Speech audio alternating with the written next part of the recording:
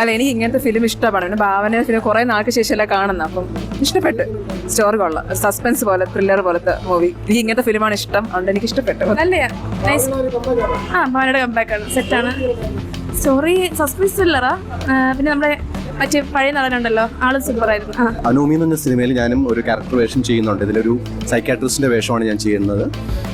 അപ്പോൾ ഒന്ന് ഭാവനയുടെ തിരിച്ചു വരുന്നൊരു പടമാണ്. പിന്നെ റഹ്മാൻ ചേട്ടനെ അറിയാമല്ലോ, റഹ്മാൻ ചേട്ടന് ഇപ്പോൾ ഒരുപാട് പടങ്ങളിലും crime thriller, I mean like നല്ല പോലീസ് വേഷങ്ങളും അതുപോലെയുള്ള നല്ല വേഷങ്ങളാണ് ചെയ്തുകൊണ്ടിരിക്കുന്നത്. ഭാവന നന്നായിട്ട് പെർഫോം ചെയ്തിട്ടുണ്ട്, വളരെ നന്നായിട്ട് പെർഫോം ചെയ്തിട്ടുണ്ടെന്നാണ് തോന്നുന്നത്.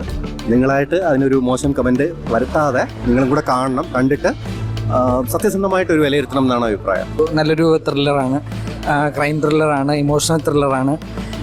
പിന്നെ ടുവേഴ്സ് ദ എൻഡ് സിനിമ ഒരു സയൻസ് ഫിക്ഷൻ ത്രില്ലർ എന്നും പറയാം.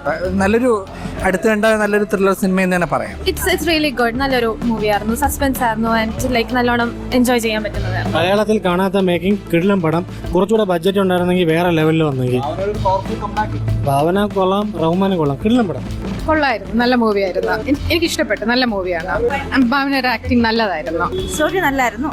കുറച്ച് അത്രയും മനസ്സിലാവണല്ലായിരുന്നു. Like it depends on what kind of genre people want to watch. കുഴപ്പമില്ല, നല്ല പടമായിരുന്നു, നല്ല ത്രില്ലർ മൂവിയായിരുന്നു. ഓക്കെ, ഭാവനയുടെ ആക്ടിങ് അടിപൊളിയായിരുന്നു. മെമ്മറീസിന് ശേഷം നല്ല മൂവി.